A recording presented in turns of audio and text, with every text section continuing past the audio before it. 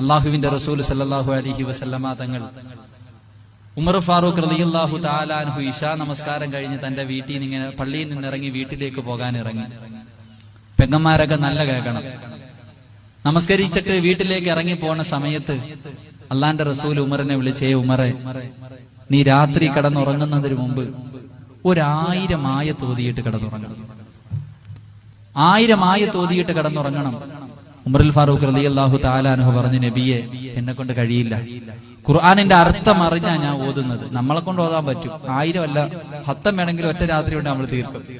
ഉമർ റളിയല്ലാഹു അൻഹു പറഞ്ഞു, നബിയെ, എന്നെ കൊണ്ട് പറ്റൂല, സുബഹി ആയാലും ഓതി തീർക്കാൻ കഴിയില്ല. അല്ലാഹുവിന്റെ പ്രവാചകൻ പറഞ്ഞു, ഉമറേ, ഞാനൊരു സൂറത്ത് പറഞ്ഞു തരാം ഉമറേ.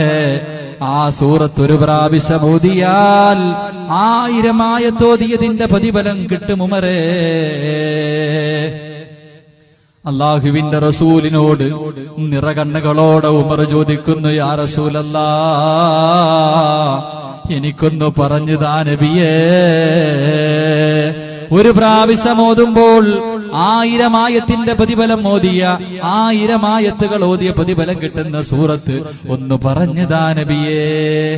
ഉമർ റളിയല്ലാഹു അൻഹു റസൂലുള്ളാഹിന്റെ മുന്നിൽ കടന്നു പൊട്ടിക്കരഞ്ഞു എന്നാ പറയുന്നത്.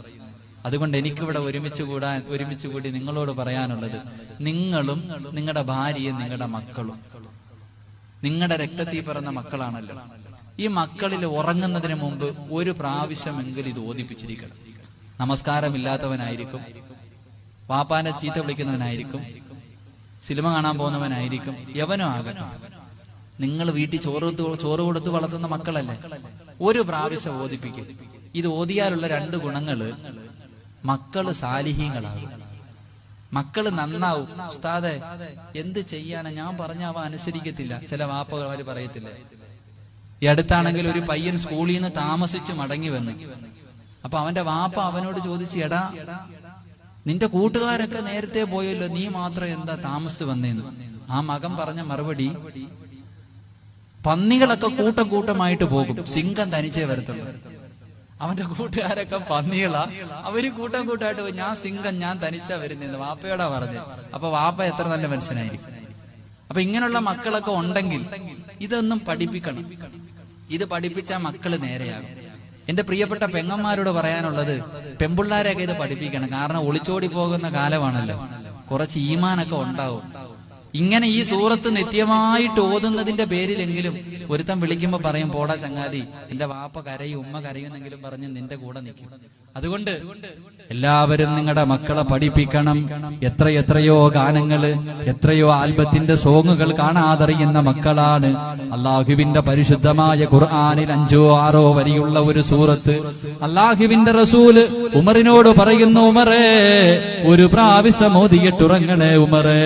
ഉമർ ചോദിക്കുന്നു, നബിയേ, ഏത് സൂറത്താണ് നബിയേ? ബിസ്മില്ലാഹിർ റഹ്മാനിർ റഹീം. അൽഹാകുമുത് തകാസുർ ഹത്താ സുർതുമുൽ മകാബിർ കല്ലാ സൗഫ തഅലമൂന സുമ്മ കല്ലാ സൗഫ തഅലമൂൻ കല്ലാ ലൗ തഅലമൂന ഇൽമൽ യഖീൻ ലതറവുന്നൽ ജഹീമ സുമ്മ ലതറവുന്നഹാ ഐനൽ യഖീൻ സുമ്മ ലതുസ്അലുന്ന യൗമഇദിൻ അനിൻ നഈം. ഈ സൂറത്ത് ഞാൻ ഓതിയപ്പോ ഇച്ചിരി തോന്നിയതായിരിക്കും കൂടുതലായിട്ട്. 5 or 6 വരിയേ ഉള്ളൂ. ഇത് മക്കളെ ഒന്ന് പഠിപ്പിക്കണം. കഴിയുമെങ്കിൽ തലതിരിഞ്ഞ മക്കളെ കൊണ്ട് ഇതിന്റെ അർത്ഥം ഒന്ന് വായിപ്പിക്കണം. ഹദീസിൽ കാണാം, റസൂലുള്ളാഹി സ്വല്ലല്ലാഹു അലൈഹി വസല്ലമ തങ്ങള് ഈ സൂറത്ത് ഓതിയപ്പം ബോധം കെട്ട് വീണുപോയിട്ടുണ്ട്. അത്രയ്ക്കും അർത്ഥമുള്ള സൂറത്താ. അതുകൊണ്ട് ഇൻഷാ അല്ലാഹ് നിയ്യത്ത് ചെയ്യും. ഉറങ്ങുന്നതിന് മുമ്പ് ഇന്ന് രാത്രി മുതൽ ചെയ്യുമെന്ന് ഇൻഷാ അല്ലാഹ് നിയ്യത്ത് ചെയ്യും.